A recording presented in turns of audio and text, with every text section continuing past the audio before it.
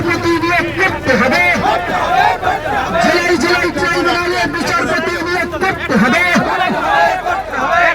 Justice justice justice justice justice Mahabul খালকে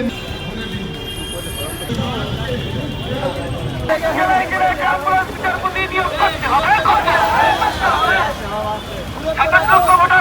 27 লক্ষ voter vote দিতে পারে। এখানে মিসম্যাচ আছে, অ্যাডজুডিকেশন আছে, বিচারাধীন, ডিলিট আছে। জেলা উত্তর দেয় না ডিএম, এসডিও, এসডিপিও। মানুষ যাবে কোথায়? ফিউচারটা কি? পাসপোর্ট আটকে যাচ্ছে, এডুকেশন আটকে যাচ্ছে, সিস্টেম আটকে যাচ্ছে। এটা তো অন্যায় কথা। আমরা দাবি রাখছি প্রত্যেক জেলায় ট্রাইব্যুনাল গঠন হোক, জাজ অ্যাপয়েন্ট হোক, টোকায় একাধিক জাজ অ্যাপয়েন্ট, মানুষ সুবিচার হোক।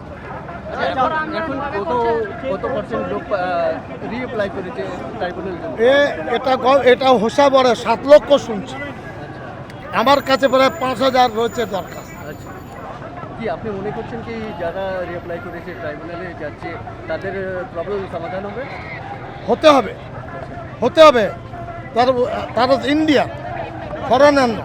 জামাতি বলে আপনাকে ওরা পড়াশোনা করেননি, জমিয়তকে চেনেন না। আরেকটা যে আপনার মিছিলটাকে রিস্ট্রিক্টেড করা হয়েছে এটা কলকাতা পুলিশ আমাদের সাথে করেছে, হাইকোর্ট অনুমতি দিয়েছে।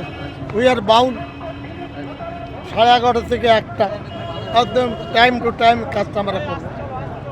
গ্যাদারিং লিমিটটা হ্যাঁ, কত লোক হবে মিছিলে সেটা আমি জানি না। ওরা 750 বলেছিল, আচ্ছা। আমার মনে হয় খুব বেশি হয়তো হবে। পুলিশ কি করবে জানি না। উদ্দেশ্য একটাই যে আমাদের বাংলা থেকে 27 লক্ষ যে মানে ভোটারদের নাম বাদ গেছে নির্বাচন কমিশনের তালিকা থেকে, তার মানে প্রতিবাদ নিয়ে, যাতে করে আবার সেগুলোকে উঠানো হয়। যাদের বাদ গেছে নাম সেগুলোকে যেন আবার উঠানো হয়। আজকে আমাদের দাবি, প্রথম দাবি হচ্ছে এসআইআরে যাদের অন্যায়ভাবে নাম ডিলিট করেছে তাদের অবিলম্বে ভোটার লিস্টে নাম নথিভুক্ত করা। লজিক্যাল ডিসপেন্সির নাম করে যেনাদের বলা হচ্ছে যে পিতা পুত্রের বয়সের মধ্যে ফারাক বা 6 জনের বেশি, কারণ না মানে একটা ফ্যামিলি 6 জনের বেশি হয়ে গেছে, তো এটা একদমই ইলিগ্যাল। কোনো নোটিফিকেশন নেই, আইনের বাইরে।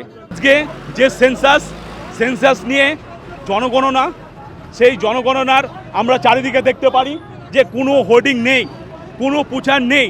জনগণকে একদম ডাকে রেখে, অন্ধকার রেখে যেরকমভাবে সেন্সাসের কাজ চলছে, এটা অবিলম্বে আমরা বলবো, রাজ্য সরকারকে বলবো যে আপনারা সোশ্যাল অ্যাওয়ারনেসটা বাড়ান।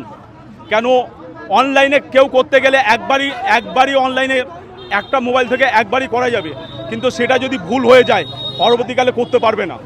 এবং আমরা জানি যে আমাদের 70% থেকে 75% লোক ইলিটারেচার, চাষবাসে করে, গ্রামে বসবাস করে, সবাই মোবাইল ঠিক করে অপারেটেড করতে পারে না। তো আমরা চাই যে সেন্সাসের টাইমটা বাড়ানো হোক, 1.5 মাসের জায়গায় 4 মাস করা হোক। আর মসজিদে যে মাইকের ব্যাপারে কথা হচ্ছে, আমি রাজ্য সরকারকে বলবো যে আপনি আইন মাফিক আইন করে, শব্দ দূষণ আইনের মধ্যে যেটা আছে তার মধ্যে থেকে আপনারা বিধানসভায় আইন পাস করেন, আমরা সেই আইন মেনে মসজিদে মাইক আমরা নামিয়ে নেব।